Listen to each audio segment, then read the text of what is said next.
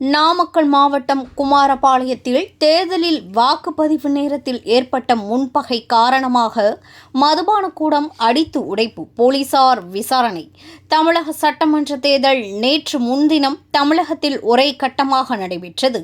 நாமக்கல் மாவட்டம் குமாரபாளையம் நகராட்சிக்குட்பட்ட தனியார் பள்ளியில் அமைக்கப்பட்ட வாக்குச்சாவடி மையத்தில் திமுக 25வது வார்டு கிளை செயலாளர் செல்வகுமார் வாக்குச்சாவடி மைய முகவராக செயல்பட்டுக் கொண்டிருந்தார். அப்போது வாக்குச்சாவடி மைய பகுதிகளை ஆய்வு செய்ய வந்த திமுக நகரமன்ற துணைத் தலைவர் வெங்கடேசன் அப்போது வாக்குப்பதிவு மையத்தில் அதிமுகவினர் வாக்கு சேகரித்துக் கொண்டிருந்தனர். இதனை தடுக்க மாட்டாயா என கூறி கிளை செயலாளர் செல்வகுமார் கன்னத்தில் அறைந்ததாக கூறப்படுகிறது.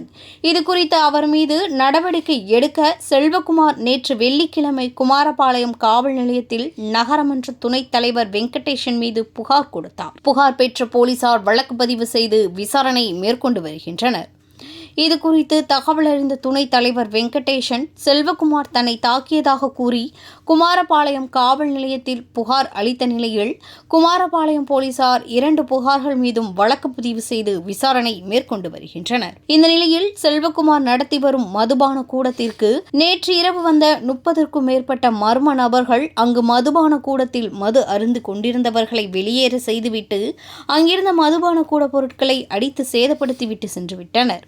இதனால் அதிர்ச்சியடைந்த செல்வகுமார் மீண்டும் குமாரபாளையம் காவல் நிலையத்தில் மதுபான கூடத்தை சேதப்படுத்தியவர்கள் மீது நடவடிக்கை எடுக்க கோரி புகார் அளித்தார். இந்த புகாரின் பேரில் போலீசார் வழக்கு பதிவு செய்து விசாரணை மேற்கொண்டு வருகின்றனர். குமாரபாளையத்தில் திமுக உட்கட்சி பிரச்சினை காரணமாக மதுபான கூடம் சேதப்படுத்தப்பட்டுள்ள சம்பவம் குமாரபாளையத்தில் பதற்றத்தை ஏற்படுத்தியுள்ளது.